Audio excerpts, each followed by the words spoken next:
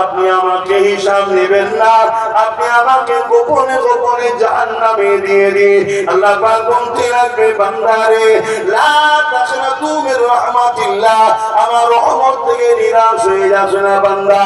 বান্দা তুই আমাকে হিসাব না দে, বান্দা কি করেছি আমাকে দে। আল্লাহ পাক কুদরতি ভাবে বান্দার হিসাব দেখতে লাগবে। দেখতে দেখতে দেখা যাবে বান্দা শুধু পাপ অন্যায় অত্যাচার করেছে, কিন্তু একটা ভালো কাজ বান্দার পাওয়া গেছে। ওই ভালো কাজটা দেখে আল্লাহ পাক খুশি হয়ে যাবে।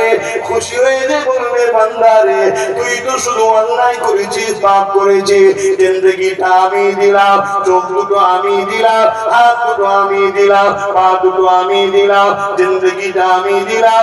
জমিন তোর জন্য বিছানা বানালাম, আসমান তোর জন্য ছাদ বানালাম, হাজারো ধরনের শাক খাদ্য সবজি তোর জন্য আমি দিলাম।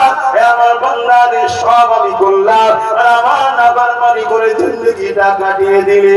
তবে বান্দা তোর একটা ভালো কাজ পেয়েছি, যে কাজটা আমি আল্লাহ আমার বড় পছন্দ হয়ে গেছে। বান্দারে বল তুই কোথায় যেতে চাস বল। এই সময় বান্দা বলবে আল্লাহ পাক আপনি যদি দয়া করেন, আপনার দয়ার বিনিময়ে আমি জান্নাতে যেতে চাই।